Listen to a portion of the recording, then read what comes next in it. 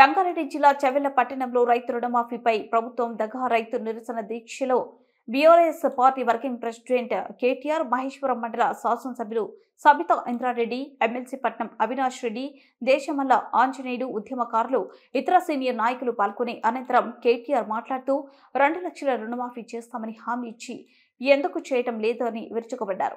మాట్లాడుతున్నారు కదా, అవన్నీ కేటీఆర్ గారు చెప్తారు. ఒక్క రంగారెడ్డి జిల్లానే చెప్తాను, 2,80,000 మంది అప్పులు తీసుకున్నారు. కానీ వాళ్ళు మాఫీ చేసింది ఎంతో తెలుసా? 75,000 మందికి. ఒక్క 75,000 మందికి మాఫీ అయ్యిందంటున్నారు. ఇంకా 3వ విడత కూడా పడలేదు, కానీ చూపిస్తున్నారు. ఓకే, బ్యాంకులో పోతే అది కూడా చూపిస్తలేరు, పడింది అంటున్నారు. అప్లికేషన్లు ఇవ్వండి అంటున్నారు. రైతు ఎక్కడ పోవాలని అర్థం కాదు. అగ్రికల్చర్ ఆఫీసర్ల దగ్గర పొమ్మంటున్నారు, బ్యాంకుల దగ్గర పొమ్మంటున్నారు. ఇంతకుముందు ఎప్పుడన్నా కేసీఆర్ 2 సార్లు రుణమాఫీ చేసిండు కదా, ఒక్క దగ్గర అప్లికేషన్ పెట్టుకున్నామా? ఒక్కరి దగ్గరికైనా పోయినామా? ఒక్కరికైనా దండం పెట్టినామా? బ్యాంకులో లేసి రుణమాఫీ చేసిన కేసీఆర్ గారు ఎక్కడ? తను ఈరోజు చేయనికే చేతగాక అప్లికేషన్లు పెట్టుండి ఆఫీసర్ల చుట్టూ తిరుగుండి అని మాట్లాడుతున్న రేవంత్ రెడ్డి ఎక్కడ చూడండి. ఒక్కసారి ఆలోచించండి. ఈరోజు మా జర్నలిస్ట్ సోదరులు ఇక్కడే ఉన్నారు. ఈరోజు రేవంత్ రెడ్డి గారి ఊరికి ఒక 2 లేడీ జర్నలిస్టులు పోయి ఉన్నారు.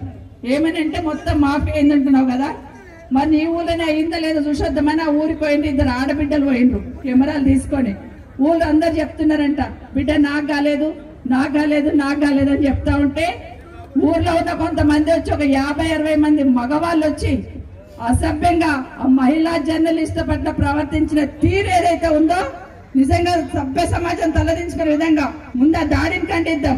రేవంత్ రెడ్డి గారు, నీ ఇంటి ముందు నువ్వు పుట్టిన నీ ఇంటి ముందు 2 లేడీ జర్నలిస్టుల మీద దాడి జరుగుతా ఉంటే కావాలని ఈ రోజు వాళ్ళను ఎంత అసభ్యంగా తిట్టుకుంటూ మీరు ఎందుకు వచ్చిండ్రు ఇక్కడికని వెనకనేమో మాట్లాడే వాళ్ళు మాట్లాడుతున్నారండి. ఆ బిడ్డలు ఏమన్నారు?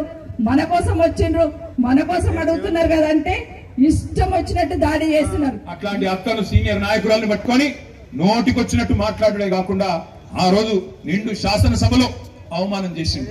ఇవాళ నేను ఒకటే విజ్ఞప్తి చేస్తా ఉన్నా మీ అందరికి, ఇదంతా ఎందుకు చేస్తున్నాడంటే ఒక్కటే కారణం, రుణమాఫీ మీద చెప్పే ముఖం లేదు, 6 గ్యారెంటీల గురించి మాట్లాడే దమ్ము లేదు, ప్రజలకు ఇచ్చిన వాగ్దానాలు ఏమైనా రేవంత్ రెడ్డి అంటే చెప్పే సమాధానం చెప్పే సత్తా లేదు. 49,000 40,000 ఎట్లయింది? 40,000 31 ఎట్లయింది? 31 26 ఎట్లయింది? 26కి వెళ్ళి మొన్న 15 ఆగస్టు నాడు ఖమ్మం పోయిండు. అక్కడ పోయి ఏం చెప్తాడు? అయిపోయింది రుణమాఫీ, 17,900 కోట్లు వేసినా ఒడిసిపోయింది, మొత్తం 100% అయిపోయింది అన్నాడు. ఇక్కడ రైతులు బగ్గుమన్నారు.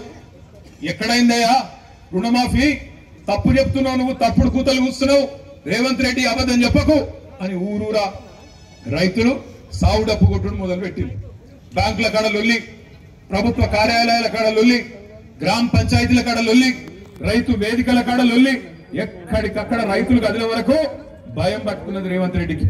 నేను సవాల్ చేసిన, రేవంత్ రెడ్డి నువ్వు చెప్పిన మాట వాస్తవం అయితే, నీ మాటల్లో నిజం ఉంటే నీ ఊరు సొంత ఊరు కొండారెడ్డిపల్లె, వంగూరు మండలం అచ్చంపేట నియోజకవర్గం కొండారెడ్డిపల్లె. దమ్ము సెక్యూరిటీ వద్దు, అధికారులు వద్దు, ఎవరొద్దు, ఒకటే కారులో పోదాం, మనం పోయి ప్రజల కాడ కూర్చున్నాం, రైతుల కాడ కూర్చున్నాం. నీ ఊళ్ళే, నీ సొంత ఊళ్ళే రైతులు కింద 100% రుణమాఫీ అయిందని చెప్తే నా రాజీనామా అక్కడనే వాడేసి అక్కడికి పీక్తా అని చెప్పి